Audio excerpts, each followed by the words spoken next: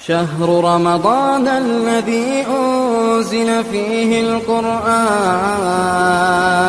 هدى للناس وبينات من الهدى والفرقان.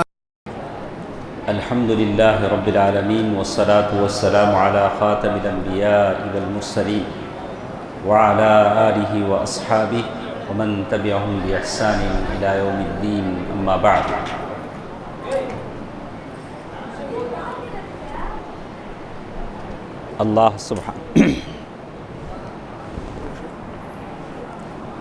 اللہ تبارک و تعالی ہم سب کی نیکیوں کو قبول فرمائے، آمین۔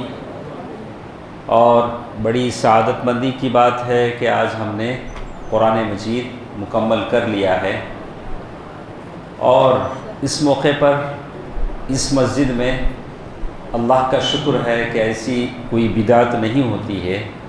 ویسے دوسری بہت ساری جگہیں ہیں جہاں نماز ہی کے اندر سورہ ناس ختم کرنے کے بعد 40 منٹ دعا ہوتی، نماز ہی کے اندر اجتماعی دعا، جو بدعت ہے۔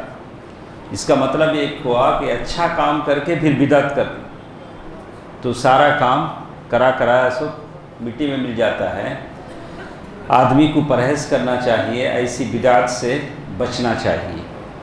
تو قرآن اللہ تعالیٰ کا کلام ہے، اور جس کی حفاظت کا ذمہ اللہ تعالیٰ نے لیا ہے، ہم اللہ تعالیٰ کا شکر ادا کرتے ہیں کہ ہم نے قرآن مجید کو تراویح میں سنا۔ تو قرآن اس کے دو مقصود ہوتے ہیں، یہ کہ آپ قرآن پڑھیں اور اس کی تلاوت کریں، دوسرا ایک اہم جو چیز ہوتی ہے اس کی آیات پر عمل کریں۔ یہ دونوں چیزیں ضروری ہیں۔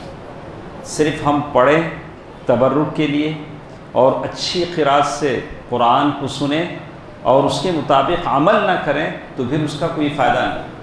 افلا یتدبرون القرآن ام علی قلوب اقفالها، کیا یہ لوگ قرآن پر غور و فکر نہیں کرتے یا ان کے دلوں پر تالے لگے ہوئے؟ تو قرآن میں دو چیزیں مطلوب ہوتی ہیں، یہ قرآن کی تلاوت، اس کا سننا اور سنانا، جو ہم نے کیا ماشاءاللہ۔ رمضان جیسے شروع ہوا، سورہ بقرہ سے ہم نے شروع کیا، سارا قرآن سنا، کیسی کیسی آیتیں ہمارے سامنے گزری، کیسے کیسے آیتیں آئیں۔ تو کل ایک آیت میں پڑھ رہا تھا، سورہ ابراہیم کی آیت نمبر 12 یا 13، جس میں اللہ تعالیٰ نے یہی کہا کہ مکے کے لوگ یا مشرک انبیاء سے کہتے ہیں، اگر آپ ہماری بات نہیں مانیں گے، اگر آپ ہمارے راستے پر نہیں چلیں گے، لَنُخْرِجَنَّكُمْ، ہم تمہیں اپنے ملک سے نکال دیں گے، لَتَعُودُنَّ فِي مِلَّتِنَا، اگر تم ہماری ملت میں آ جاتے ہو، جیسے لوگوں نے کہا گھر واپسی، اگر تم ہمارے اس پر آ جاؤ گے تو کوئی بات نہیں تو کیا کریں گے، ہم اپنے ملک سے تم کو نکال دیں گے۔ تو اللہ تعالیٰ نے اس کا جواب دیا، کیسی باتیں کرتے ہو، مشرک کو اس ملک میں کوئی حصہ ہے؟ اس ملک کے ایک رتی، ایک ریزے کے بھی تم حقدار نہیں۔ یہ ملک توحید پرستوں کا ہے، توحید پرستوں کا ہے۔ اللہ نے، اللہ کی ملکیت ساری زمین و آسمان ہے، وہ اپنے بندوں کو اس کا مالک بناتا ہے۔ تو قرآن مجید کیسی کیسی آیتیں سنی ہم نے، اور قرآن کو جو ترجمے کے ساتھ سنتا ہے، سمجھتا ہے، اس کے لیے عبادت بڑی آسان ہو جاتی ہے۔ شاید آپ لوگوں کو بھی بڑی تکلیف ہوتی ہوگی قرآن سننا، اس لیے کہ آیتیں سمجھ میں نہیں آتی، قرات تو سمجھ میں آتی ہے لیکن معنی سمجھ میں نہیں آتا، لیکن جو معنی سمجھتا ہے اس کے لیے کھڑا ہونا بڑا آسان ہو جاتا ہے، اور وہ سارے اقوام کی باتوں سے گزرتا ہے، قوم عاد، قوم ثمود، اللہ کے نبی صلی اللہ علیہ وسلم سے جو لوگوں نے سلوک کیا، موسیٰ علیہ السلام سے فرعون نے جو سلوک کیا، اور مریم علیہ السلام کی جو باتیں آئیں، یہ سارے واقعات صورتوں کی شکل میں اس کے پاس آتے ہیں، تو سارا قرآن وہ سنتا ہے۔ سورہ فاتحہ سے ہم نے شروع کیا، سورہ ناس پر ہم نے ختم کیا، کیسی کیسی باتیں قرآن نے ہمارے سامنے رکھی، تاریخی واقعات بیان کیے، اللہ تعالیٰ کے وعدے بیان کیے، اللہ تعالیٰ کی وعیدیں بیان کی، قوموں کے عذاب کا تذکرہ کیا، کیسے کیسے قوموں کو اللہ تعالیٰ نے کیسے پکڑا اور اللہ کے رسول کے ساتھ مشرکوں نے کیسا سلوک کیا، یہ ساری چیزیں قرآن مجید میں تھیں۔ تو بہرکیف مجھے آپ سے کہنا یہ ہے کہ قرآن سننا، نماز میں پڑھنا یہ الگ چیز ہے، اس کی آیتوں پر عمل کرنا، اس کی آیتوں پر ایمان لانا یہ اپنی جگہ الگ چیز ہے۔ قرآن جسے ہم کہتے ہیں وحی متلو، وحی غیر متلو، ایک وحی متلو وہ ہے جو قرآن ہے، جس کی تلاوت کی جاتی ہے۔ قرآن کی تلاوت یہ ثواب سمجھ کر کی جاتی ہے، اور قرآن سننا، تلاوت کرنا، جیسے جبریل امین اللہ کے نبی صلی اللہ علیہ وسلم کے پاس آتے تھے، قرآن سنتے اور سناتے تھے، ثواب کا کام ہے۔ وہی غیر متلو یہ احادیث ہیں، احادیث ہیں جو اللہ کے نبی صلی اللہ علیہ وسلم نے بتلائے ہیں۔ تو کتنے لوگ ہیں جو حدیث سنتے ہیں اور عمل نہیں کرتے، جبکہ ابھی عید کی نماز آ رہی، عید کی نماز میں اللہ کے نبی صلی اللہ علیہ وسلم نے صاف طور سے حدیث بتلائی ہے کہ عید کی نماز کے دن ذوات الخدور ایسی عورتوں کو بھی گھر سے نکالو جو کبھی نکلتی نہیں، یعنی ایسی بچیاں جن کی شادی نہیں ہوئی ہیں، گھر کی تنہائی میں رہتی ہیں، یا ایسی عورتیں جو حالت حیض میں ہیں، ان تمام کو عیدگاہ کی طرف نکالو۔ یہ اللہ کے نبی صلی اللہ علیہ وسلم کا حکم ہے، اللہ کے نبی کا حکم ہے۔ اور ایسے بہت سارے مفتیان کرام ہیں جو عورتوں کے مسئلوں کو لے کر بڑی بڑی تقریریں کرتے ہیں، آج کی عورتیں ایسی ہو گئیں، ویسی ہو گئیں، لیکن ان سے کہیے کہ آپ لوگ مسجد کو آنے کیوں نہیں دیتے عورتوں کو؟ آپ کی عورتیں عیدگاہ کیوں نہیں جانتی؟ آپ یقین کریں نہ کریں، میں یقین کے ساتھ کہتا ہوں، جس دن عید کی نماز ہے، ہم لوگ وہاں سے واپس آ رہے تھے، اسی سڑک سے واپس آ رہے تھے، تو اس تھیٹر پر میں نے دیکھا کہ قطار لگی عورتوں کی برقعے میں، یہاں جو تھیٹر ہے عورتوں کی قطار لگی ہوئی، 2 بجے شاید تھا۔ یہ نتیجہ ہے کہ ہم نے عورتوں کو عیدگاہ سے دور کیا، تو وہ عورتیں کہاں چلے گئیں؟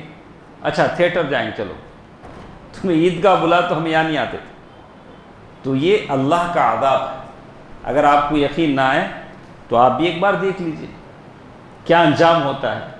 یہ بڑا افسوس ہم کو ہوتا ہے، جبکہ اللہ کے نبی صلی اللہ علیہ وسلم کی صریح حدیث ہے، اور ام عطیہ رضی اللہ تعالیٰ عنہ اس حدیث کی راویہ ہیں، کہتی ہیں کہ یہاں تک کہ ایک صحابیہ نے اللہ کے نبی صلی اللہ علیہ وسلم سے سوال کیا، اللہ کے رسول، ہم میں سے کسی عورت کے پاس اگر چادر نہ ہو تو کیا کریں؟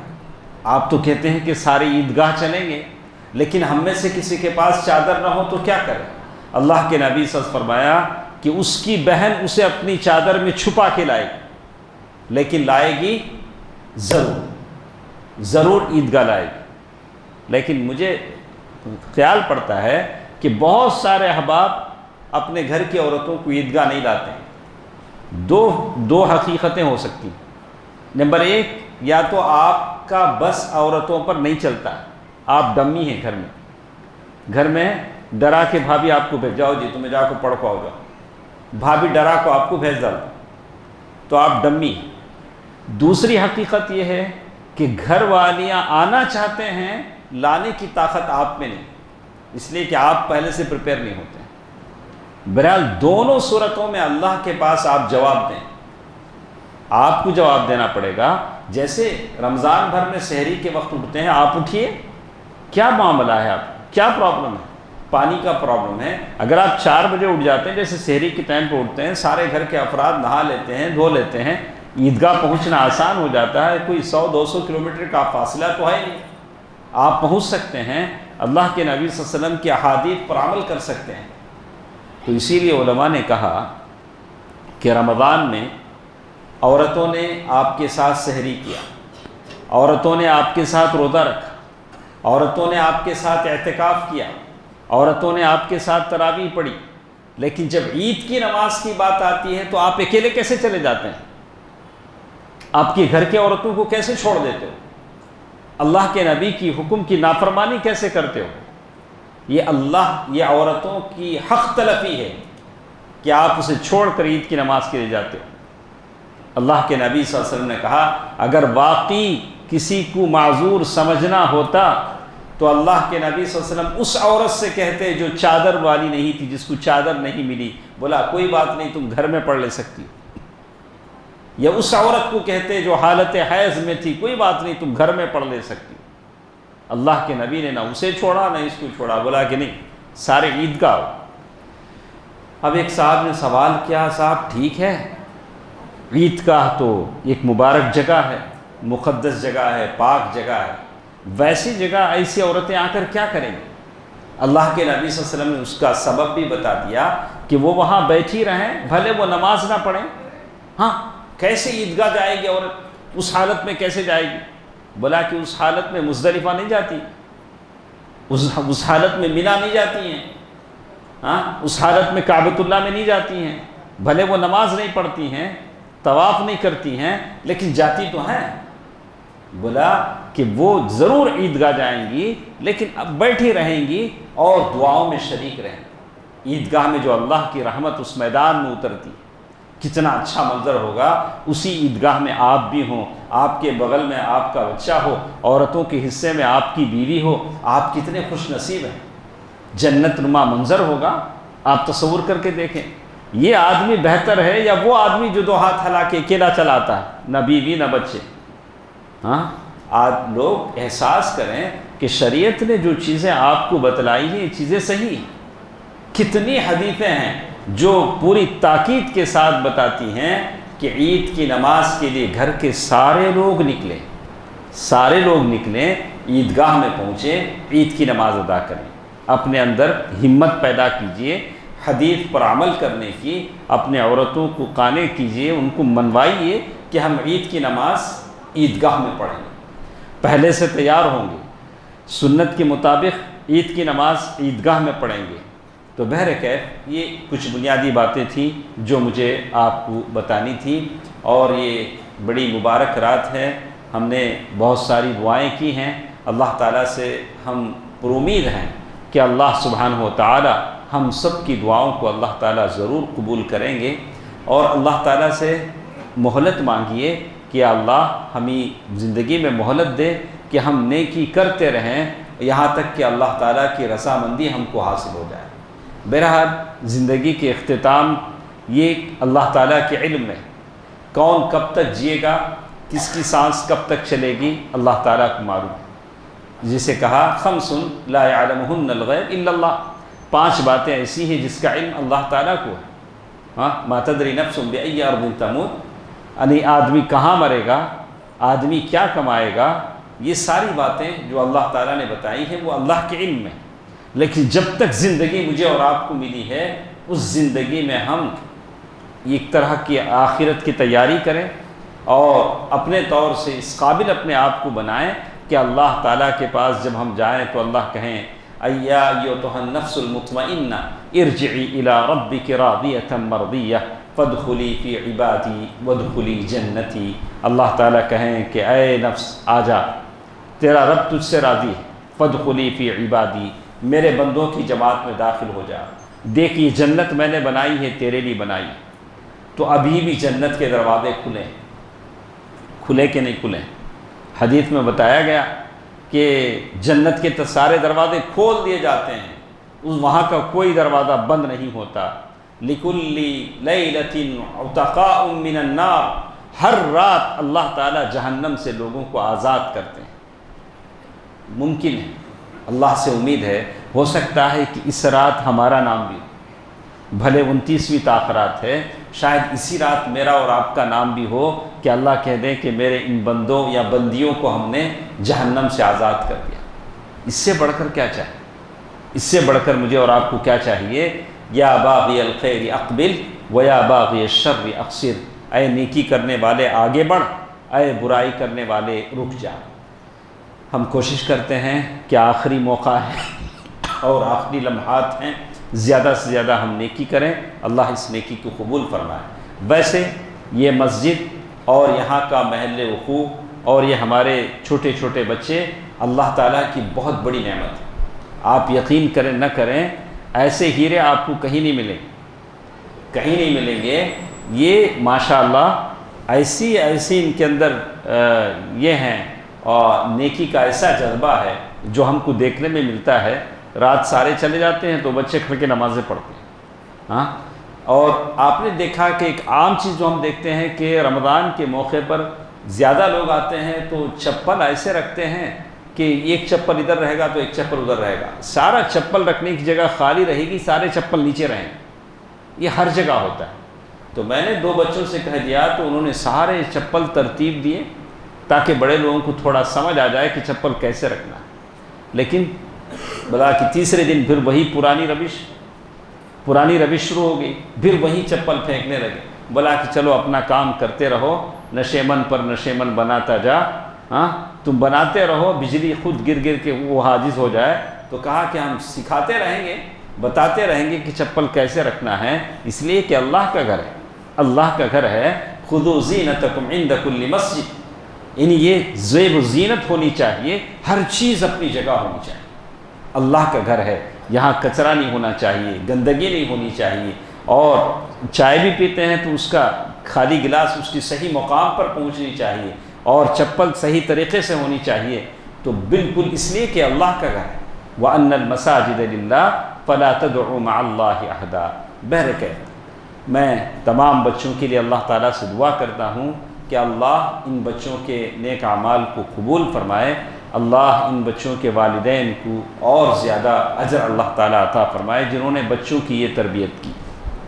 اللہ ان بچوں کو روشن مستقبل عطا فرمائے. اللہ ان کو اچھا سا فیوچر عطا فرمائے. آمین. ہمارے ساتھ سیرت کی باتیں تھیں کہ یہ بہت اہم باتیں ہیں، اس کو آپ سنیں اور اپنی زندگی میں اپنانے کی کوشش کریں. اللہ کے نبی صلی اللہ علیہ وسلم نے مدینہ پہنچ کر پہلا کام کیا کیا تھا؟ پیچھے والے آپ بول سکتے ہیں پہلا کام کیا کیا تھا؟ اسی لیے بولا نا، آپ اتنا دور بیٹھے ہیں تو مجھے لگ رہا کہ آپ اتنے ناراض تو نہیں. تو اگر قریب آ جاتے ہیں تو اللہ کی رحمت کیا ہوتی ہے اور ہم کو اپنے آغوش میں دیتی ہے، اللہ کی زیادہ رحمت ہوتی ہے. تو بہرحال تھک گئے ہیں تو ذرا ٹیک لگ کے بیٹھ سکتے ہیں، کوئی بات نہیں ہے. تو ہم لوگ بول رہے تھے کہ سب سے پہلا کام اللہ کے نبی صلی اللہ علیہ وسلم نے یہ کیا کہ مسجد بنائی. مدینے میں کیا کیا؟ مسجد بنائی. تو دیکھا آپ نے مسجد کا کتنا مقام ہے. تو یہ مسجد بھی ایسی ہونی چاہیے جہاں سب کو فائدہ ملے. مسجد ایسے ہونی چاہیے کہ کبھی بھی کوئی آئے کسی قسم کا فتویٰ پوچھنا چاہے تو مفتی صاحب موجود. ارے آپ کسی کلینک میں چلے جائیں تو 24 آورس بول کے بورڈ رہتا ہے. ڈاکٹر تو مل جاتا ہے، وہ جسم کا ڈاکٹر ہے، روح کا ڈاکٹر بھی تو ہونا چاہیے نا. ہاں، کتنے لوگ پریشان ہو جاتے ہیں، اپنے کتنے لوگوں کے مسائل ہوتے ہیں. وہ سارے مسائل کا بس ایک ہی حل ہے، اللہ کا گھر ہے. آدمی اللہ کے گھر میں آتا ہے، امام صاحب سے فتویٰ پوچھنا چاہتا ہے، علم حاصل کرنا چاہتا ہے، کچھ سیکھنا چاہتا ہے. تو ایسا کچھ انتظام ہمارے مسجدوں میں ہو کہ اراؤنڈ دا کلاک، یعنی کسی بھی وقت اگر آدمی آتا ہے تو پوچھ لے. تو اس کا یہ مطلب نہیں کہ آپ ایک دم رات میں 1 بجے فون لگا دیں کہ شیخ صاحب یہ کیسا ہے. ایسا لوگ لگاتے بھی ہیں، ایسے لوگ فون آتے بھی ہیں. اللہ تعالیٰ سب کو ہدایت دے. تو بہرحال ایک آدمی کا نجی وقت ہوتا ہے، اس کا پرائیویٹ ٹائم ہوتا ہے، وہی چھوڑ کر سکتے ہیں. لیکن علماء اس سے مستثنا ہیں، ان کو کوئی قیود نہیں ہوتے ہیں. بہرکیف تو اللہ کے نبی صلی اللہ علیہ وسلم مدینہ پہنچتے ہیں تو سب سے پہلے مسجد کی تعمیر کرتے ہیں. اور اس کے بعد اللہ کے نبی صلی اللہ علیہ وسلم، جیسے ہم نے کہا کہ انس بن مالک رضی اللہ تعالیٰ عنہ کے گھر میں جمع ہوئے. اللہ کے نبی صلی اللہ علیہ وسلم نے انصار اور مہاجرین کو جمع کیا. انصار وہ تھے جو مدینے کے تھے، مہاجر وہ تھے جو مکے سے ہجرت کر کے مدینہ آئے تھے. یہ کل 90 ممبرز تھے. ان کو جمع کیا. جمع کرنے کے بعد اللہ تعالیٰ کی آیت بھی جیسے کہتے ہیں، اللہ کے نبی صلی اللہ علیہ وسلم نے سارے لوگوں کو جمع کیا. اور جمع کرنے کی بنیاد یہ تھی کہ یہ جتنے لوگ جمع ہوئے ہیں یہ ایک دوسرے کے غمخوار ہوں گے. غمخوار کا مطلب آپ سمجھتے ہیں کہ مکے سے جو لوگ آئے ان کا یہاں کوئی نہیں تھا. تو مدینے کے لوگوں سے کہا کہ تم دونوں غمخوار بنو، اور ان میں سے کوئی انتقال ہو جاتا ہے تو ایکچوئل اگر کوئی انتقال ہوتا ہے تو اس کی پراپرٹی اس کے بیٹوں کو یا اس کے بھائیوں کو یا اس کے لوگوں کو ملتی ہے. لیکن اللہ کے نبی صلی اللہ علیہ وسلم فرمایا کہ اب ان کو نہیں ملے گی، ان کو ملے گی. اللہ کے نبی صلی اللہ علیہ وسلم نے جن کا بردرہڈ کر دیا تھا، پراپرٹی کن کو ملے گی؟ ان کو ملے گی۔ اور یہ وراثت کا جو حکم تھا جنگ بدر تک قائم رہا، جنگ بدر تک قائم رہا۔ اس کے بعد جیسے پہلے آیت تھی وَأُولُو الْأَرْحَامِ بَعْضُهُمْ أَوْلَىٰ بِبَعْضٍ، اس کے بعد اللہ تعالیٰ نے بتا دیا کہ نسبتی قرابت دار زیادہ حقدار ہے، نسبتی قرابت دار انہیریٹنس میں زیادہ حقدار ہے۔ یعنی اگر کوئی آدمی مرتا ہے تو سب سے پہلے دیکھا جائے گا، ایک آدمی کوئی بھی دنیا سے جاتا ہے تو سب سے پہلے اس کے کفن دفن کا خرچہ اس کے جائیداد میں سے نکالا جائے، اس کی پراپرٹی میں سے جو بھی کفن دفن پر یا ہاسپٹل میں تھا، ہاسپٹل بل ڈیو ہے تو ہاسپٹل کا بل دیا جائے گا، اس کے بعد اس کا قرضہ ادا کیا جائے گا۔ ایسا نہیں ہوگا کہ باپ نے قرض کیا ہے، بیٹے بولے اچھا ابا چلے گئے ان سے لے لو بھائی، تمہیں ہمارے پاس کیا ہے، تو قرضہ ان سے لے لینا، پراپرٹی انہوں لینا۔ بولا ایسا تو نہیں ہوگا، تو کہا کہ پہلے اس کا قرضہ کیا کریں گے؟ ادا کریں گے، جو بھی مرنے والے گئے ہیں ان کا قرضہ ان کی پراپرٹی سے ادا کریں گے۔ کتنے ہوئے؟ 2 ہوئے نا، ایک کفن دفن جو بھی علاج معالجہ تھا، دوسرا قرضہ، تیسرا اگر انہوں نے کوئی وصیت کی، اب جانے والے جاتے ہیں بولتے ہیں بھائی میری پراپرٹی میں سے ایک 10 لاکھ روپے مسجد حفیظیہ کو دے دو یا کسی اور جگہ دے دو، یہ کیا ہے؟ یہ ول کیا بولیں گے اسے؟ ول، اور کہتا ہے وصیت نام، ایسا کر سکتا ہے، لیکن کتنا کرے گا؟ 1/3 ہی کرے گا، ایسا نہیں کرے گا پوری پراپرٹی ملا کو بھائی حفیظیہ کو دے ڈالو، تمہارے بچے کا نام، ایسا نہیں کر سکتا۔ اس کا ایک لمٹ ہے، اسی لمٹ میں کیا کر سکے گا؟ وہ دے سکے گا۔ ہاں اگر کسی بچے کو عاق کر دے، یا کوئی بچہ نافرمان ہے، یا کوئی مسلمان کا بچہ کافر ہو جاتا ہے تو مسلمان باپ کی وراثت میں اسے حصہ نہیں ملے گا۔ اگر کوئی کافر ہو جاتا ہے، مرتد ہو جاتا ہے تو اسے حصہ نہیں ملے گا۔ اس کے بعد جو بچ رہ جاتا ہے وہ تقسیم ہوگا، پہلے ساری چیزیں ہوں گی، وصیت کا نفاذ ہوگا، قرض کی ادائیگی ہوگی۔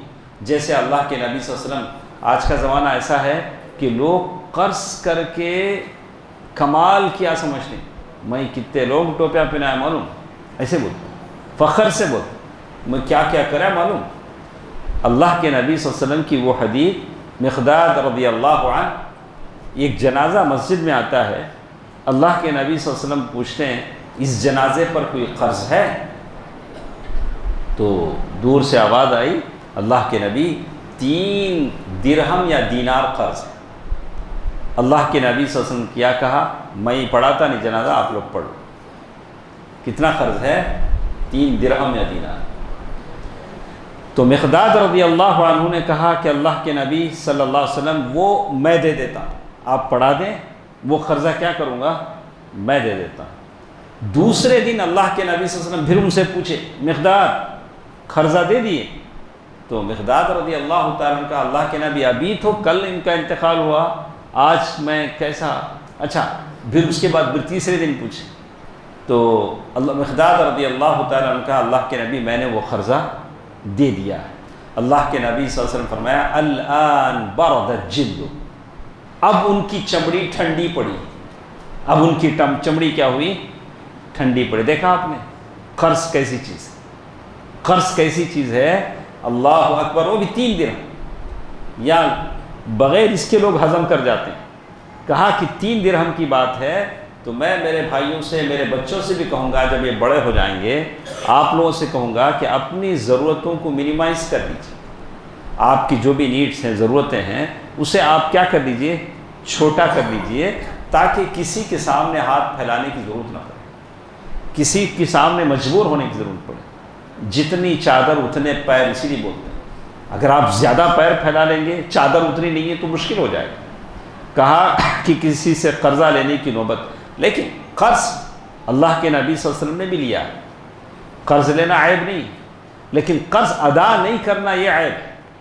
اللہ کے نبی صلی اللہ علیہ وسلم نے بھی قرض لیا ہے، کہا کہ اگر کوئی قرض کسی کو دیتا ہے تو اس کا بڑا ثواب ہے اللہ تعالیٰ، لیکن اگر کوئی دینے کی نیت سے دے اگر کوئی دھوکے کی نیت سے لیتا ہے تو اللہ کی مدد اس میں شامل نہیں ہوتی ہے۔ تو اللہ کے نبی صلی اللہ علیہ تو کچھ اس کی وراثت کی باتیں تھیں، تو اللہ کے نبی صلی اللہ علیہ وسلم نے انصار اور مہاجرین کے بیچ یہ بھائی چارگی کرائی، اسلامک بردرہڈ کا جو سسٹم تھا اللہ کے نبی صلی اللہ علیہ وسلم نے کیا۔ صحیح بخاری میں اس کی ایک مثال آپ سمجھیں کہ یہ صرف باتیں نہیں تھی، اللہ کے نبی صلی اللہ علیہ وسلم نے دونوں کو بٹھایا ہو، صرف باتیں کی، وہ بھیج دیا، ایسا نہیں تھا۔ پریکٹیکل عملی طور سے ان کی زندگیوں میں وہ چیز موجود تھی۔ جیسے عبدالبخاری کی روایت ہے کہ اللہ کے نبی صلی اللہ علیہ وسلم نے دو آدمیوں کے بیچ میں، دو صحابہ کے بیچ میں مواخات کرایا، یعنی بھائی بھائی بنایا ہوں۔ وہ کون تھے؟ ایک عبد الرحمن بن عوف رضی اللہ تعالیٰ عنہ تھے، اور دوسرے سعد بن ربیع تھے۔ سعد بن ربیع تھے۔ عبد الرحمن بن عوف یہ مکہ سے آئے تھے، اور سعد بن ربیع مدینے کے تھے۔ تو انصار میں تو دونوں کو جب بھائی چارگی کرائی تو سعد بن ربیع نے کہا میں انصار میں سب سے زیادہ مالدار ہوں، میں انصار میں سب سے زیادہ مالدار ہوں، آپ ایسا کریں کہ میرا مال دو حصوں میں بانٹ کر آپ آدھا مال لیں۔ ایسا کوئی چھوڑ سکتا کیا؟ آج کے زمانے 1 انچ زمین کے لیے 10 سال بھائی آپس میں لڑتے ہیں۔ ایک بالش زمین کے لیے بھائی بھائی کو دینے کو تیار نہیں، کورٹ میں چلے گا مقدمہ، ہاں دوسرا ڈپارٹمنٹ کھائے گا کوئی بات نہیں، لیکن بھائی نہیں کھانا۔ ایک بالش زمین، یہ صحابہ کرام کی دیکھیے کہہ رہے ہیں کہ میرا آدھا مال آپ لے لیں، میرے مال کے 2 حصے کریں، آدھا مال آپ لے لیں۔ یہی تو صحابہ کرام۔ اور آگے وہ کہتے ہیں کہ میری 2 بیویاں ہیں، آپ دیکھ لیں آپ کو کون پسند آتی ہے تو میں ایک بیوی کو طلاق دے دیتا ہوں، عدت ختم ہونے کے بعد آپ اس عورت سے شادی کر لیں۔ دیکھا، کہا اس آگے چل کر وہ کہتے ہیں کہ عبد الرحمن بن عوف رضی اللہ تعالی عنہ انہوں نے سعد بن ربیع سے یہ باتیں سنی، سننے کے بعد کہا بارک اللہ فی اہلک و مالک، اللہ تمہارے اہل اور مال میں برکت دے، تمہارے بیوی بچوں میں، تمہارے مال میں اللہ برکت دے۔ تو دینے والے کے جذبے کو دیکھیے، لینے والے کی خودداری دیکھیے۔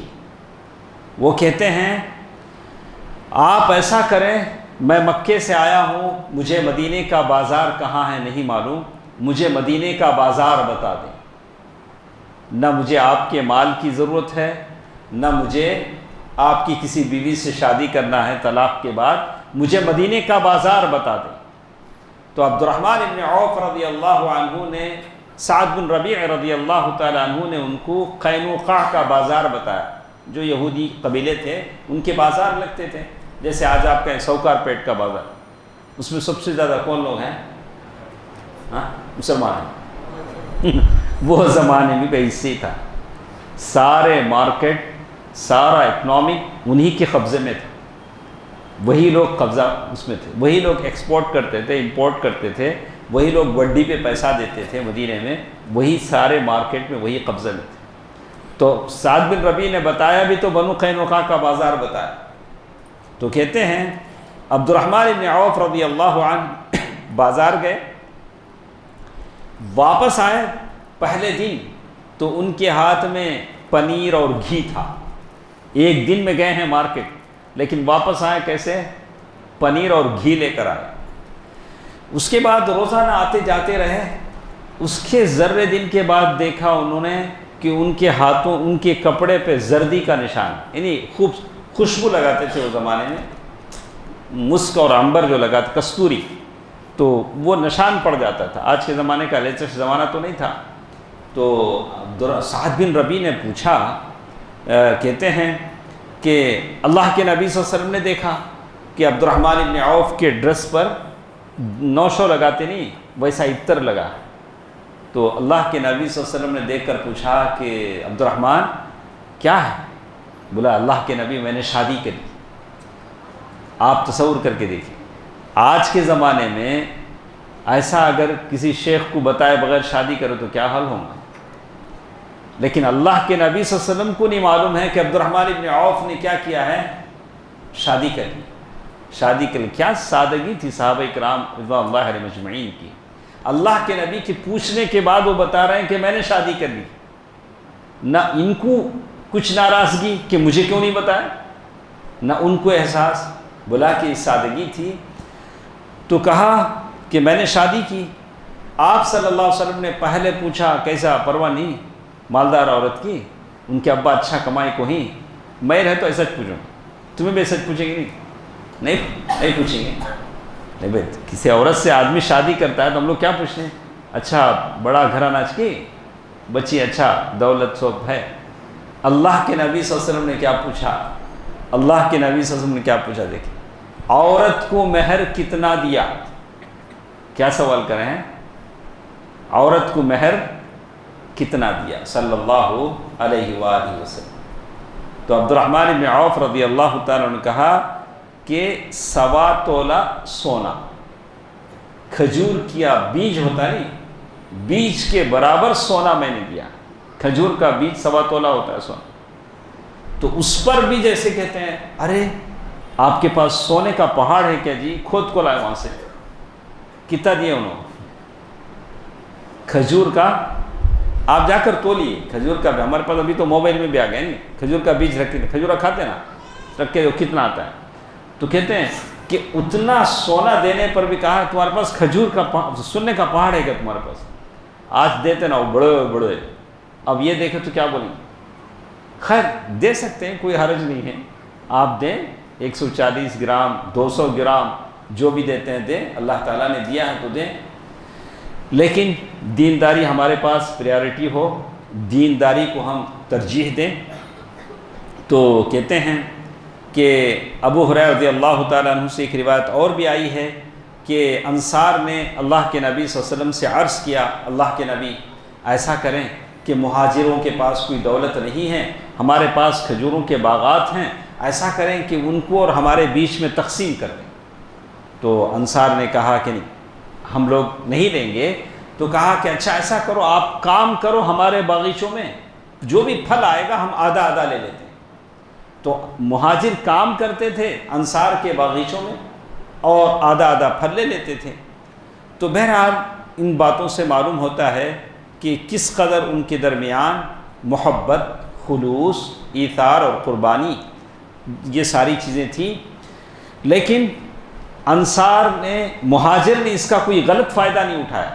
مہاجر نے یہ نہیں کیا کہ اچھا ملتا ہے تو لے لیں، انصار سے ان کے باغیچے لے لیں، ساری چیزیں لے لیں. نہیں، ایسا نہیں کیا. تو معلوم یہ ہوتا ہے کہ مسلمان یہ خوددار ہوتا ہے، خوددار ہوتا ہے. جیسے ہم لوگ آج کے زمانے میں دیکھتے ہیں کہ جتنے بھکاری فقیر مسلمانوں میں ملتے ہیں دوسری قوموں میں بہت کم ملتے ہیں، اس لیے کہ ہم نے دے دے کر بھکاری بنا دیا. اور یہ عجیب یہ ہے. تو لیکن اللہ کے نبی صلی اللہ علیہ وسلم، ضرورت کون لے سکتا ہے؟ ضرورت مند آدمی لے سکتا ہے، جس کو ضرورت ہے اور جس کے اخراجات، جس کی کمائی اس کے اخراجات کی بھرپائی نہیں ہوتی ہے، مجبور ہے، وہ لے سکتا ہے. لیکن ایک آدمی ہے ہٹا کٹا ہے، تنومند ہے، محنت کر سکتا ہے، اگر وہ بھیک کا سہارا لے لیتا ہے تو اللہ کے نبی صلی اللہ علیہ وسلم فرمایا کہ قیامت کے دن وہ ایسے آئے گا کہ اس کے چہرے پر صرف ہڈیاں ہوں گی، گوشت نہیں ہوگا. اللہ تعالیٰ سب کو بچائے رکھے. تو اس کے بعد انہوں نے بہت سارے اصول بیان کیے ہیں کہ کیسے کیسے اصول اللہ کے نبی صلی اللہ علیہ وسلم نے بتائے تھے.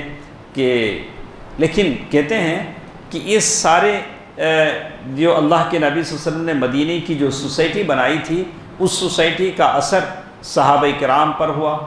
جیسے ایک صحابی نے آپ سے پوچھا اللہ کے نبی صلی اللہ علیہ وسلم کون سا اسلام بہتر ہے، سب سے اچھا اسلام کون سا ہے؟ جیسے ہم لوگ یہ سمجھتے ہیں کہ اسلام کا مطلب ہے کہ آپ بس نماز پڑھتے رہیں، اللہ اللہ کرتے رہیں اور بس یہی اسلام ہے. بولا کہ نہیں، اسلام یہ ہے لیکن ساتھ ساتھ یہ ہے، اللہ کے نبی صلی اللہ علیہ وسلم فرمایا تم کھانا کھلاؤ، غریبوں کو کیا کرو؟ کھانا کھلاؤ. آپ لوگ دیکھتے ہیں ماشاءاللہ مسلمان کتنی خدمت کر رہے ہیں. میں نہیں کہوں گا کہ یہ کام صرف دوسرے کرتے ہیں، مسلمان بھی کرتے ہیں، زیادہ کرتے ہیں. رمضان کے موقع پر کتنے لوگوں کو آپ نے کھلایا ہوگا، کیسے لوگ مستفید ہوئے ہوں گے۔ غریبوں کو کھانا کھلانا یہ اللہ کے نبی صلی اللہ علیہ وسلم بہترین اسلام ہے۔ اور جسے آپ جانتے ہیں اسے بھی سلام کریں، جسے نہیں جانتے ہیں اسے بھی سلام کریں۔ تو میں سارے لوگوں سے کہوں گا کہ جس مسلمان کو بھی آپ سمجھتے ہیں کہ یہ موحد ہے، توحید پرست ہے، آپ اسے ضرور سلام کریں۔ کچھ لوگ ہیں وہ پہلے دیکھیں گے اچھا انہوں ہمارے جماعت کی کیے، سلام کریں، نہیں تو سلام بھی نہیں کریں۔ میں جانتا ہوں ایسے لوگ، ہماری گلی میں لوگ ایسے ہیں، ہم ان کی داڑھی دیکھ کے جلدی جذبے میں آ کے سلام کرتے، انہوں جواب دیتے ہیں، دل کو بڑا دکھ ہوتا۔ ہاں میں سوچتا ارے کیا میں مسلمان نہیں کیے، نہیں انہوں مسلمان نہیں، مسلمان ہے تو مسلمان کو سلام کرنا یا تو سلام کا جواب دینا۔ ہاں ہرگز جواب دیتے کیا بھائی ریزن، ہمیں ان کے نہیں کرتے۔ اچھا کون کس کا ہے یہ فیصلہ کون کرنا؟ شریعت کرنا۔ اللہ کے نبی صلی اللہ علیہ وسلم فرمایا من استقبل قبلتنا، جو ہمارے قبلے کی طرف رخ کر کے نماز پڑھے، ہاں جو ہمارے قبلے کی طرف رخ کر کے نماز پڑھے وہ موحد ہے تو مسلمان ہے۔ سلام آپ اسے سلام کریں، جسے آپ جانتے ہیں نہیں جانتے ہیں۔ عبداللہ بن سلام رضی اللہ تعالی عنہ مدینہ تشریف لائے تو کہتے ہیں کہ میں اللہ کے نبی صلی اللہ علیہ وسلم کی خدمت میں حاضر ہوا، جب میں نے آپ کا چہرہ مبارک دیکھا تو اچھی طرح سمجھ گیا کہ یہ کسی جھوٹے آدمی کا چہرہ نہیں ہو سکتا۔ پھر آپ نے جو پہلی بات جو فرمائی، اے لوگو افشوا السلام، سلام پھیلاؤ، کیا کرو؟ لیکن یہ اور بات ہے کہ ہمارے پاس سلام ہی بدل گیا ہے، سلام کے الفاظ بدل گئے، ہائے بائے پتہ نہیں کیا کیا بولتے ہیں، یا سلام کرے بھی تو السلام علیکم، پتہ نہیں الفاظ کہا اچھا سلام کرو السلام علیکم سلام، یا اچھا سلام کرو السلام علیکم ورحمۃ اللہ وبرکاتہ۔ تو اللہ کے نبی صلی اللہ علیہ وسلم کہتے ہیں، عبداللہ بن سلام رضی اللہ تعالیٰ عنہ کہتے ہیں کہ میں نے سنا کہ اللہ کے نبی صلی اللہ علیہ وسلم فرمایا کہ سلام پھیلاؤ۔ سلام کتنی بڑی چیز ہے۔ آپ اپنے بچے کو سلام کرتے ہیں، گھر میں جاتے ہیں تو گھر میں داخل ہونے سے پہلے سلام کرتے ہیں، مطلب کیا ہوگا؟ السلام علیکم ورحمۃ اللہ وبرکاتہ، کتنی بڑی دعا ہے، اس میں کیا عیب ہے؟ آپ اپنے بچے کو سلام کریں، گھر والوں کو سلام کریں۔ اتنا سلام کرنے کے بعد گھر میں کبھی بے برکتی رہے گی؟ گھر میں بیماریاں جمیں گی؟ گھر میں نحوست آئے گی؟ آپ سلام کریں، سلام سے بڑھ کر کیا ہے؟ ماشاء اللہ، السلام علیکم ورحمۃ اللہ۔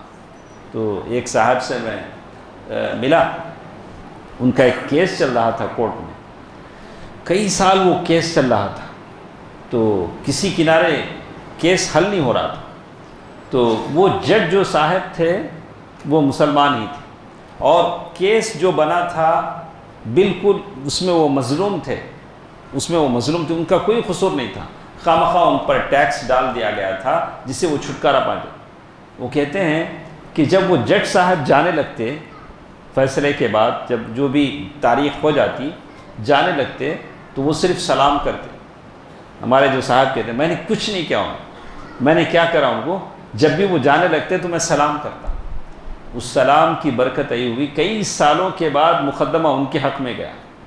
اللہ تعالیٰ نے وہ جو صاحب، انہوں نے اسے رشوت نہیں دی، نہ کچھ کیا، نہ ان کو ایسی ویسی باتیں کہ بس کہا کہ بولا آپ کیا کرتے تھے صاحب؟ بولا میں کچھ نہیں کرتا تھا، وہ جب باہر آتے تھے کار میں سوار ہونے کے لیے میں تو صرف سلام کرتا تھا۔ یہ سلام ایسے ہے جو لوگوں کی دلوں میں محبت پیدا کرتا ہے۔ آپ سلام کریں، دشمن سے دشمن بھی گل جائے گا اور وہ آپ کا ہمنوا بن جائے گا، آپ کے سامنے وہ بڑی اس کے ساتھ آپ تواضع اور انکساری کے ساتھ آپ سے بات کرے گا۔ سلام ایسی چیز ہے۔ تو کہتے ہیں کھانا کھلاؤ، پھر بات وہی ہے، مسکینوں کو کھانا کھلاؤ، بڑا ثواب ہے، بڑا ثواب ہے۔ ماشاءاللہ کتنے لوگ ہیں رمضان کے موقع پر معتکفین کو کھانا کھلاتے ہیں، اس کا ثواب سمجھ کر کریں، نیت کو خالص رکھیں، اللہ اس کا اجر آپ کو دے گا۔ عادت کے طور پر اگر کوئی عمل کرتے ہیں تو پھر مشکل ہے۔ کھانا کھلاؤ، صلہ رحمی کرو، صلہ رحمی کینشپ، آدمی اس کے رشتہ دار ہیں، خالہ ہے، پھوپو پھوپھی ہے، ماموں ہیں، یہ جو رشتہ دار آپ کے ہیں ان رشتہ داروں کے ساتھ آپ اچھا کریں۔ میں عام طور سے ہم دیکھتے کیا ہیں، آدمی سارے لوگوں سے اچھا ہوتا ہے، اپنوں سے ناراض ہوتا ہے، رشتہ داروں سے وہ ناراض ہوتا ہے، لیکن سارے لوگوں کی تعریف کرے گا۔ جو اپنے رشتہ داروں کا نہیں ہے وہ دوسروں کا کیسے ہو سکتا ہے؟ صلہ رحمی کرو۔ اللہ کے نبی صلی اللہ علیہ وسلم نے بھی اپنے رشتہ داروں سے ہی کہا تھا، فاطمہ رضی اللہ تعالیٰ عنہ سے کہا تھا، میں رشتہ داری کا تمہارے ساتھ حسن سلوک کر سکتا ہوں، باقی اللہ تعالیٰ کے عذاب سے میں کسی کو بچا نہیں سکتا۔ صلہ رحمی ایسی ہے جس کے بارے میں اللہ کے نبی صلی اللہ علیہ وسلم فرمایا، جو آدمی یہ چاہتا ہے کہ اس کی عمر میں اضافہ ہو، اس کی عمر بڑھے، اس کی روزی روٹی میں برکت ہو، وہ کیا کرے؟ صلہ رحمی کرے، رشتہ داروں کے ساتھ اچھا کرے۔ ابھی رمضان کا موقع تھا، ابھی بھی ختم نہیں ہوا، ابھی 2 دن ہیں، آپ کر سکتے ہیں۔ آپ 1 کلو کھجور لے لیں، سارے مامی پھوپھی آپ ان کو بھیجیں، بلائے تحفہ ہے۔ اللہ کے نبی صلی اللہ علیہ وسلم تحفہ لیتے تھے، دیتے تھے۔ کیسی کیسی چیزیں ہیں، اس سے محبت بڑھے گی، رشتہ داروں میں محبت بڑھے گی۔ یا یہ نہیں کر سکتے تو کم از کم ایک فون ہی کر لیں، یا کہ کبھی گھر چلے جائیں، خیریت دریافت کر لیں کہ کیسے جی رہے ہیں، کیسے شب و روز ہو رہی، کیا حالات ہیں۔ یہی بس دنیا کی زندگی میں کچھ ہم کر سکتے ہیں، ورنہ ہماری مختصر زندگی عداوتیں بغض و حسد پالتے رہیں گے تو زندگی کیسے بھی گزر جائے گی۔ حدیث میں ہی بتایا گیا کہ صلہ رحمی کرو، اور وصلوا باللیل والناس نیام، اور رات کو نماز پڑھو جب لوگ سو رہے ہیں۔ اللہ اللہ، جتنے لوگ یہاں موجود ہیں، بچے ہیں، عورتیں ہیں، بوڑھے ہیں، جوان ہیں، سب سے کہوں گا کہ رمضان کے جاتے جاتے تہجد اور قیام اللیل ختم نہیں ہو جاتی۔ یہ تو ہر دن کا مسئلہ ہے، ہر دن کا مسئلہ ہے، کہ اسی لیے کہتے ہیں کہ ہر رات اللہ تبارک و تعالیٰ آواز لگاتے ہیں کہ ہے کوئی دعا کرنے والا، میں اس کی دعا کو قبول کروں۔ تو رمضان آتا اس لیے ہے کہ آپ کو تہجد کی عادت ڈلوائے، آپ تہجد اور قیام اللیل کرنے والے بنیں۔ تو یہ آپ ذہن میں رکھ لیں کہ یہ پابندی رمضان کے بعد شوال میں بھی ہوگی یا عمر بھر ہوگی، ہم اس کو نہیں چھوڑیں گے۔ اور اسی لیے اللہ کے نبی صلی اللہ علیہ وسلم نے اس حدیث میں بتلایا کہ جب لوگ سو رہے ہوں تو نماز پڑھو، اور ساتھ ساتھ کہا تو اس کا فائدہ کیا ملے گا؟ کہا کہ جنت میں سلامتی کے ساتھ داخل ہو جاؤ، تدخل الجنت بسلام، رواہ عبد السلام۔ کہا کہ وہ عبداللہ بن سلام وہ کہتے ہیں کہ یہ سارے کام آپ کر لیں گے تو اللہ کی جنت میں داخل ہو جائیں گے۔ اسی لیے آپ فرماتے ہیں وہ شخص جنت میں داخل نہیں ہوگا جس کا پڑوسی اس کی شرارتوں سے محفوظ نہیں رہے گا۔ آپ کسی بھی جگہ ہیں، کسی بھی اپارٹمنٹ میں ہیں، کسی بھی گروپ ہاؤس میں ہیں، کسی بھی جگہ ہیں، یا انڈیویجول ہاؤس میں ہیں، آپ کا بازو والا نیبر پریشان ہے، کھاتے آپ سارے ہیں، چھلکے اس کے گھر کے سامنے ڈالتے ہیں، بیچارہ پریشان، پارکنگ میں پریشان، اوپر پریشان، اور اتنا ویلیوم بڑھاتے ہیں کہ بیچارہ وہ پریشان۔ تو ایسے اگر ایسا ہوتا ہے، یا تو بچے پریشان کرتے ہیں، تو آدمی کو ایسی چیزوں سے بچنا چاہیے۔ کہا کہ ایسے آدمی جنت میں داخل نہیں ہوگا جس کا پڑوسی اس کی شرارتوں سے محفوظ نہ ہو۔ اور اللہ کے نبی صلی اللہ علیہ وسلم نے آگے یہ بھی فرمایا، مدینے میں لوگوں کو سمجھاتے تھے کہ مسلمان وہ ہے۔ اب مسلمان کون ہے اگر کسی سے پوچھے تو ہم کیا بولیں گے؟ ارے مسلمان وہ ہے جو مسجد جاتا ہے، نماز پڑھتا ہے اور دکھتا ہے کہ وہ مسلمان ہے، چہرے پہ داڑھی ہے، سر پہ ٹوپی ہے، اس کا لباس مسلمان ہے۔ اللہ کے نبی صلی اللہ علیہ وسلم فرمایا کہ مسلمان وہ ہے جس کی زبان اور ہاتھ سے دوسرے مسلمان محفوظ ہوں، اس کی زبان بدگوئی نہیں کرتی، اس کی زبان غیبت نہیں کرتی، اس کی زبان سے گالیاں نہیں نکلتی، اور اس کا ہاتھ لوگوں پہ بلا وجہ نہیں چلتا ہے، ہاتھ بھی رک جاتا ہے، زبان بھی رک جاتی ہے، وہ شخص مسلمان ہے۔ اور اللہ کے نبی صلی اللہ علیہ وسلم یہ بھی فرماتے کہ تم میں سے کوئی آدمی مومن نہیں ہو سکتا یہاں تک کہ اپنے بھائی کے لیے وہی چیز پسند کرے جو دوسروں کے لیے پسند کرتا ہے، اپنے لیے پسند کرتا ہے۔ اپنے لیے آپ کیا چاہتے ہیں؟ میں اچھا رہوں، میرے بچے اچھے رہیں، میرا گھر اچھا رہے۔ آپ دوسروں کے لیے بھی یہی چاہیں۔ کہ دوسروں کے بچے بھی اچھے رہیں، دوسروں کے گھر بھی آباد رہیں۔ اگر کوئی یہ چاہتا ہے کہ میرا گھر آباد رہے، ساروں کے گھر اجڑ جائیں، تو ایسا شخص کیسے مومن ہو سکتا ہے؟ ایسا شخص کیسے مومن ہو سکتا ہے؟ اللہ کے نبی صلی اللہ علیہ وسلم نے اسی لیے فرمایا کہ سارے مومنین ایک آدمی کی طرح ہیں، اگر اس کی آنکھ میں تکلیف ہو تو سارا جسم تکلیف محسوس ہوتا ہے، اور اگر سر میں تکلیف ہو تو سارے جسم میں تکلیف محسوس ہوتی ہے۔ تو مومن بھی آپس میں ایسے ہی ہیں، ایک کو دکھ ہوتا ہے تو ساروں کو دکھ ہوتا ہے۔ تو بہرکیف یہ ساری حدیثیں اللہ کے نبی صلی اللہ علیہ وسلم نے فرمائی ہیں۔ اللہ کے نبی صلی اللہ علیہ وسلم یہ بھی فرماتے تھے آپس میں بغض نہ رکھو۔ بغض بولے تو بغض کسے بولتے ہیں؟ بغض عداوت دشمنی، آپس میں بغض نہ رکھو، باہم حسد نہ کرو، ایک دوسرے سے پیٹ نہ پھیرو۔ یہ ہم لوگ پریکٹیکل اب لوگوں کے سامنے دیکھ رہے ہیں۔ ہم لوگ گئے تو بھی ایسا چہرہ پھرا کے چلے جاتے جیسے ان کو کوئی دیکھتا نہیں۔ ہاں، کتنی غلط حرکت ہے۔ سامنے کوئی مومن بندہ آتا ہے، مسلمان آتا ہے، آپ کو سلام کرتا ہے تو اس کے سلام کا جواب دیں۔ نخوت سے، تکبر سے آپ ایسا چہرہ پھرا کے چلے جاتے ہیں، تو آپ فرعون ہیں؟ آپ کیا فرعون ہیں؟ آپ کو اللہ تعالیٰ سے ڈرنا چاہیے۔ لوگوں سے ان تلقى اخاک بوجہ طلق، اگر کوئی سامنے آپ کا مومن بھائی آتا ہے تو ہنستے ہوئے ملو، ہنسی ہوئے چہرے سے ملو، تاکہ وہ آپ سے کہے کہ میرا ایک مسلمان بھائی۔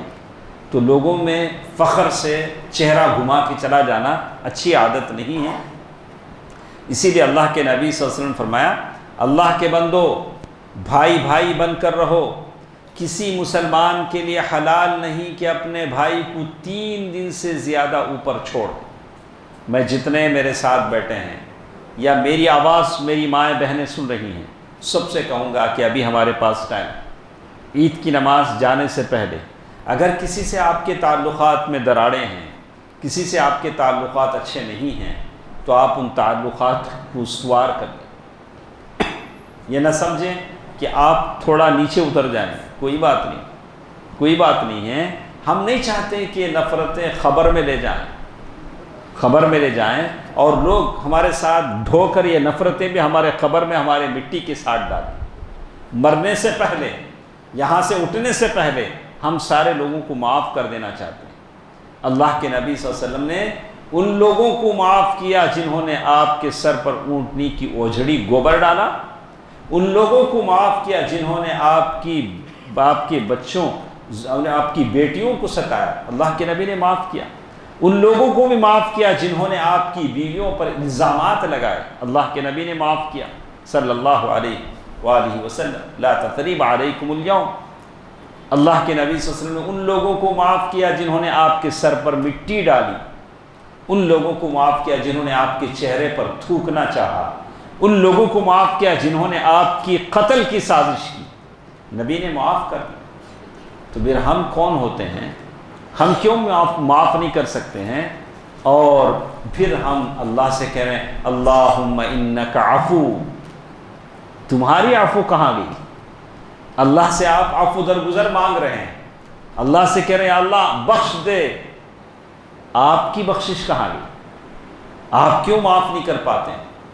آپ کیوں کسی کو معاف نہیں کر پاتے ہیں؟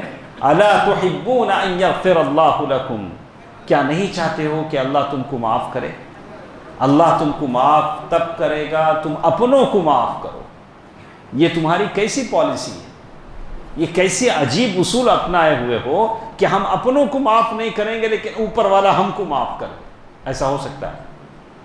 ایسا ہو سکتا کیا ہے؟ نہیں ہو سکتا۔ ارے پہلے اپنوں کو تو معاف کرو، اب اللہ کے سامنے ہاتھ اٹھاؤ، گڑ گڑاؤ، رو اللہم انک عفو تحب العفو فاعف عنی۔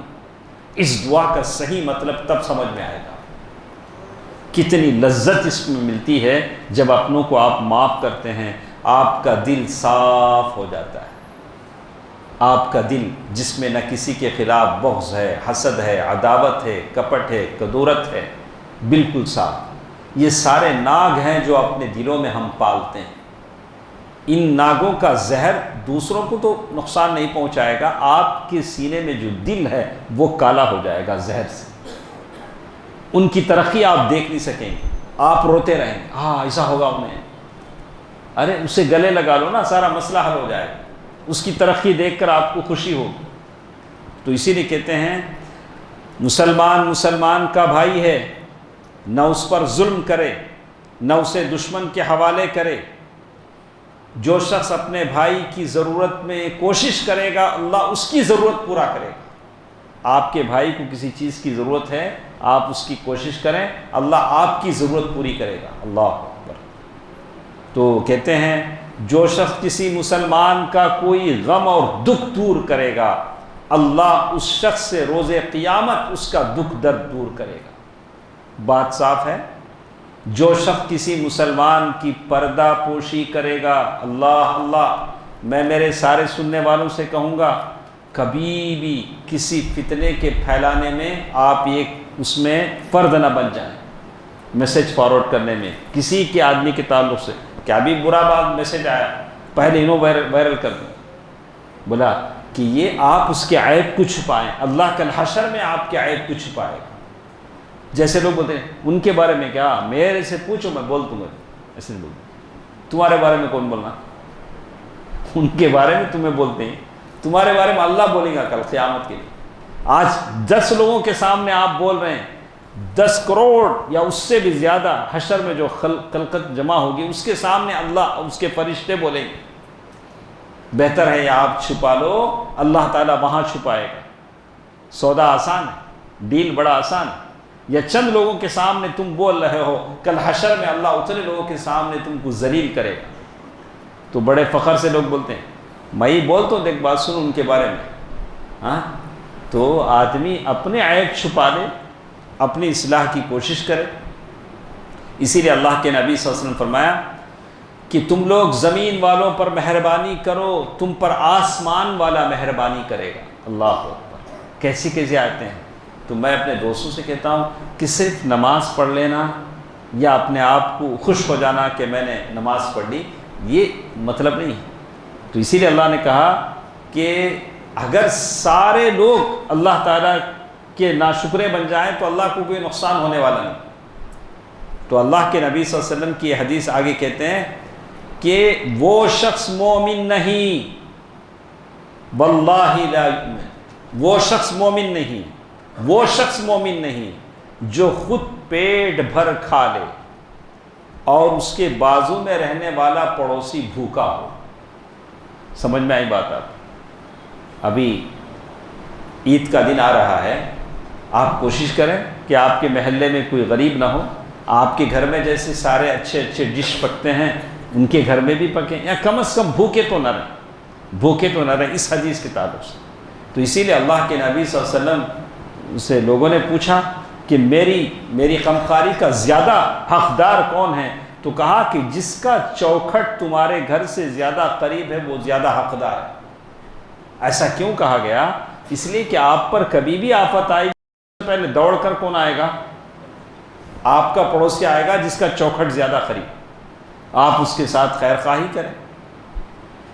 مسلمان سے گالی گلوچ کرنا فسق ہے اور اس سے مار کاٹ کرنا کفر ہے، مسلمان کو مارنا یہ کفر ہے۔ اللہ کے نبی صلی اللہ علیہ وسلم نے راستے سے تکلیف دہ چیز ہٹانے کو صدقہ قرار دیا کہ راستے میں کوئی تکلیف، اب کیا بولیں گے، آپ وہاں گیٹ سے داخل ہوتے ہیں سارے چپل وہیں پڑے رہے، تو یہ راستے میں تکلیف دینا ہے؟ یا آپ ایسی جگہ پارک کرتے ہیں اپنی گاڑی، لوگوں کو تکلیف ہوتی ہے، یہ راستے میں تکلیف دینا ہے؟ تو آدمی اس سے بچے۔ تو اللہ کے نبی صلی اللہ علیہ وسلم نے صدقے کی تعریف، صحابہ اکرام کو صدقے کی ترغیب دلائی، اور اللہ کے نبی صلی اللہ علیہ وسلم نے فرمایا کہ صدقہ کرو، اس لیے کہ صدقہ گناہوں کو ایسے ہی بجھا دیتا ہے جیسے پانی آگ کو بجھا دیتی۔ تو کون صدقہ کرے؟ اب ایک صاحب پوچھے کون صدقہ کرنا؟ صدقہ ان لوگوں کرنا جو کروڑ پتی لکھ پتی رہنا، ہمیں سب کرنے کی ضرورت نہیں۔ اگر ایک کروڑ پتی اگر 100 روپے خرچ کرتا ہے تو جتنا ثواب اللہ اسے دیتے ہیں، یہ غریب 1 روپیہ خرچ کرتا ہے تو اتنا ثواب اللہ اسے دیں گے۔ اتنا ثواب اللہ تعالیٰ انشاءاللہ اسے عطا کریں گے۔ تو اسی لیے میں نے بار بار کہا تھا کہ صدقہ فطر اگر کسی غریب کو دیتے ہیں اور اس غریب کے پاس 3 صدقہ فطر جمع ہو جاتے ہیں تو وہ غریب بھی کیا کرنا؟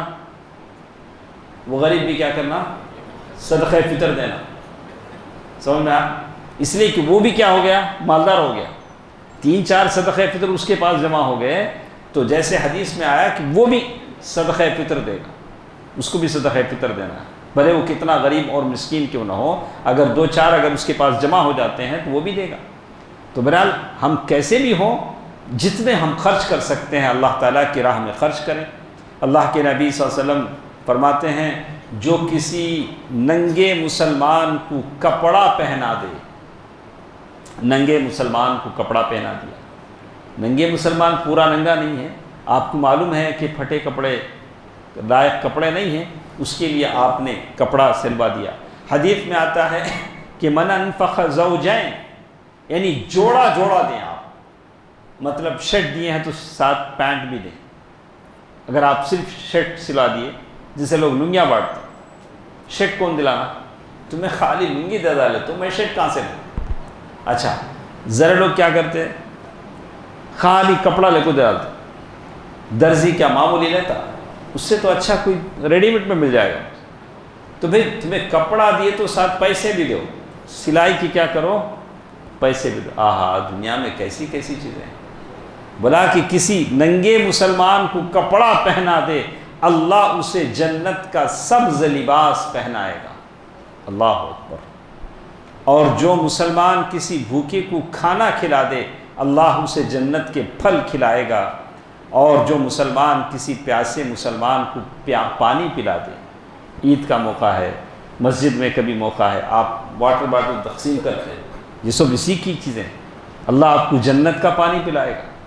آپ بھلے یہ پانی پلا دیں، اللہ آپ کو انشاءاللہ جنت کا پانی پلائے گا۔ اللہ کے نبی صلی اللہ علیہ وسلم فرمایا اتقوا النار، جہنم کی آگ سے بچو، جہنم کی آگ سے بچو، ولو بشق تمرہ، کھجور کا ایک ٹکڑا خرچ کر کے ہی کیوں نہ، ایک کھجور بھی نہیں، کھجور کا ٹکڑا ہی خرچ کر کے کیوں نہ ہو، جہنم کی آگ سے بچو۔ اگر وہ بھی تمہارے پاس نہیں ہے تو شدھ بولو، یعنی بول تمہاری اچھی ہو، لوگوں سے جب بولو تو ایک دم بد زبانی نہ کرو، اچھے الفاظ بولو۔ اللہ کے نبی صلی اللہ علیہ وسلم ساتھ ساتھ لوگوں کو صبر اور قناعت کی بھی تاکید کرتے تھے۔ یعنی مدینے میں جو صحابہ کرام کی جماعت تھی، اللہ کے نبی صلی اللہ علیہ وسلم ان کو اچھے اخلاق کی باتیں بتاتے تھے اور یہ بتاتے تھے کہ زندگی میں سمپل بنیں، زیادہ تکلف نہ کریں۔ یہ ساری باتیں اللہ کے نبی صلی اللہ علیہ وسلم نے صحابہ کرام کو سکھائی، جو ہم نے آپ کے سامنے بیان کیا ہے۔ تو اس کے بعد ہمارے ساتھ ایک اور چیز رہ جاتی ہے، اللہ کے نبی صلی اللہ علیہ وسلم مدینہ جب آئے ہیں تو مدینہ میں یہود تو تھے ہی، یہودیوں کے ساتھ اللہ کے نبی صلی اللہ علیہ وسلم نے معاہدہ کیا، معاہدہ ایک ایگریمنٹ کیا۔ تو یہ ہم کو بتاتا ہے کہ اگر ایسے حالات پیدا ہو جائیں تو آپ ادر لوگوں کے ساتھ بھی اگریمنٹ کر سکتے ہیں، جیسے اللہ کے نبی صلی اللہ علیہ وسلم نے جیوز کے ساتھ اگریمنٹ کیا۔ ہاں کیسا، ان سے کیسا ہمیں مسافہ کرتے ہیں، ان سے کیسا مل کو بیٹھتے ہیں، نہیں، بسا اوقات ان کے ساتھ مل کے بیٹھنا پڑتا ہے۔ یا اللہ کے نبی معاہدہ کر رہے ہیں تو کیوں معاہدہ کیا؟ اللہ کے نبی صلی اللہ علیہ وسلم نے یہ چاہا کہ یہ ساری ایک کمیونٹی پیدا ہو، اور مدینے میں زیادہ وہ لوگ رہتے تھے، اور اللہ کے نبی صلی اللہ علیہ وسلم نے کشادہ دلی کے ساتھ ایسے قوانین بنائے کہ دنیا میں شاید اس کا کوئی تصور نہ ہو۔ آج کوئی نہیں بول سکتا جیوز کے ساتھ اللہ کے نبی صلی اللہ علیہ وسلم نے کیوں معاہدہ کیا، ضرورت تھی۔ اور آدمی آج بھی اگر ایسے حالات پیدا ہو جائیں اور دین کا تنازل نہیں ہے، دین کے اندر آپ کو کوئی بگاڑ کرنے کی نوبت نہیں آتی ہے، تو آپ یہودیوں کے ساتھ بھی یا غیروں کے ساتھ بھی آپ معاہدہ کر سکتے ہیں۔ لیکن یاد رہنا چاہیے کہ دین میں تنازل نہیں ہونا چاہیے۔ دین میں تنازل کا مطلب ہے کہ ہم کسی کے ساتھ اگر اگریمنٹ کرتے ہیں تو وہ لوگ بولتے ہیں اچھا بھائی بات سب اچھی ہے، وہ تمہیں فجر میں اذان دیتے نا، نماز پڑھتے نا، وہ ہم نہ ذرا ڈسٹرب ہوتا، ہمیں ایگریمنٹ کر لیں گے تمہیں کیا کرو فجر کا نماز نہیں ظہر سے شروع کرو، تو ہمیں ایگریمنٹ کریں گے نہیں بھائی، جہاں تک ہے وہاں تک اسلام کے جو اصول اور قوانین ہیں اسے ہم کیا کمپرومائز نہیں ہو سکتے ہیں، ان چیزوں کو ہم نہیں ہو سکتے ہیں۔ تو اللہ کے نبی صلی اللہ علیہ وسلم نے یہودیوں کے ساتھ معاہدہ کیا، اس معاہدے کے کیا دفعات تھے، کیا کیا پوائنٹس تھے، بات لمبی ہے، انشاءاللہ کل کے درس میں ہم لوگ اسے سنتے ہیں۔ اور میں سارے بھائیوں سے بہنوں سے کہوں گا کہ آپ اپنے لیے بھی دعا کریں، اور ہماری دعاؤں کے کچھ اور لوگ بھی منتظر ہیں، محتاج ہیں، وہ ہمارے اپنے لوگ ہیں جو اس دنیا سے جا چکے ہیں، وہ آپ کے میرے اسلاف ہیں، باپ دادا بہن بھائی جو بھی اس دنیا سے ہمارے جا چکے ہیں، وہ منو مٹی کے نیچے قبر میں مدفون ہیں، آپ ان کے لیے ضرور دعا کریں۔ ابھی ہمارے ہاتھ پیر گرم ہیں، ہم زندہ ہیں، ہم ان کے لیے دعا کر سکتے ہیں، ہاں ضرور دعا کریں۔ ربنا اغفر لنا ولوالدینا ولاساتذتنا ولجميع المؤمنین والمؤمنات والمسلمین والمسلمات ربنا اغفر لی ولوالدی، اور بار بار دعائیں بتائی گئی کہ اللہ مجھے معاف فرما، میرے ماں باپ کو معاف فرما۔ تو زیادہ سے زیادہ دعا کریں۔ اللہ تعالیٰ سے میں اس بات کی توفیق طلب کرتا ہوں کہ جو باتیں ہم نے سنا اللہ تعالیٰ اس پر عمل کرنے کی مجھے اور آپ کو توفیق دے۔ یا اللہ یہ جو کچھ مدت ہماری باقی رہ گئی ہے اس میں پوری طرح ہمیں تجھے خوش کرنے کا موقع اللہ تعالیٰ مجھے اور آپ کو عطا فرمائے۔ ہم سے جو خطائیں لغزشیں ہو جاتی ہیں اللہ اس کو معاف فرمائے، آمین۔ ان اللہ ملائکتہ یصلون علی النبی یا ایھا الذین آمنوا صلوا علیہ وسلموا تسلیما۔ اللہم صل علی محمد وعلی آل محمد کما صلیت علی ابراہیم وعلی آل ابراہیم انک حمید مجید۔ اللہم بارک علی محمد وعلی آل محمد کما بارکت علی ابراہیم وعلی آل ابراہیم انک حمید مجید برحمتک یا ارحم الراحمین والحمد للہ رب العالمین۔ السلام علیکم ورحمۃ اللہ وبرکاتہ۔